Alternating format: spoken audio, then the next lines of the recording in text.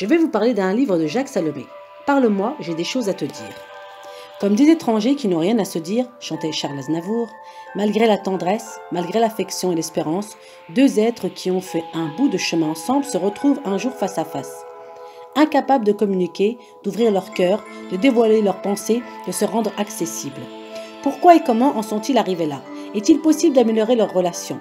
Jacques Salomé, qui anime depuis 20 ans des sessions de formation en relations humaines, s'est interrogé sur la désintégration des couples.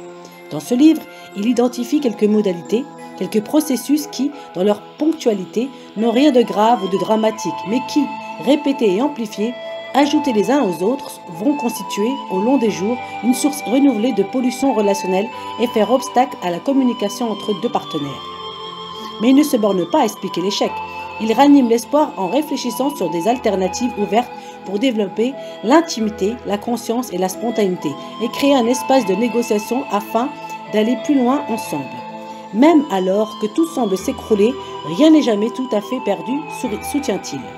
La vie peut être merveilleuse, même si la réalité ne l'est pas. Liv Uthman.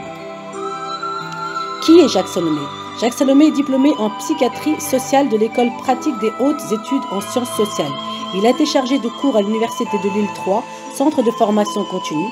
Depuis quelques années, ses intérêts l'ont orienté vers le développement personnel et le changement.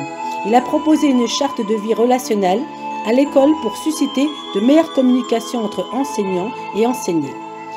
Jacques Salomé, en collaboration avec Sylvie Galland, a aussi publié chez le même éditeur « Si je m'écoutais, je m'entendrais » et « Aimer et se le dire ».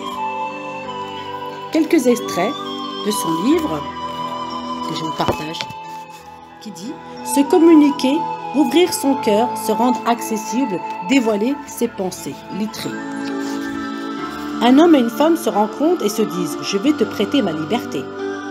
Un autre exemple, se tromper est humain, mais lorsque la gomme s'use plus vite que le crayon, c'est que l'on exagère.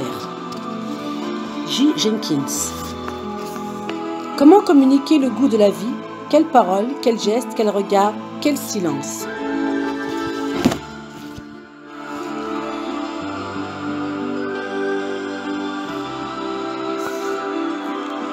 La communication, c'est ce qui se passe entre celui qui appelle et celui qui est appelé.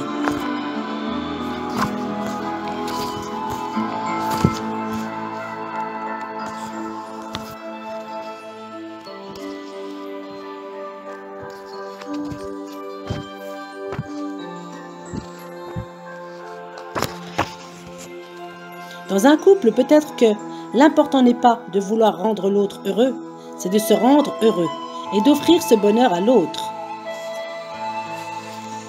Voici le livre de Jacques Salomé. Parle-moi, j'ai des choses à te dire.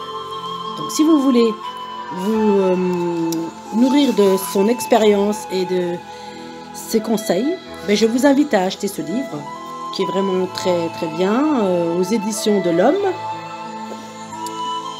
Et sa valeur n'est pas très chère puisque elle fait à peu près une vingtaine d'euros. Donc voilà, pour que jamais vous ne soyez seuls ensemble, je vous invite à lire ce livre de Jacques Salomé, Parle-moi, j'ai des choses à te dire.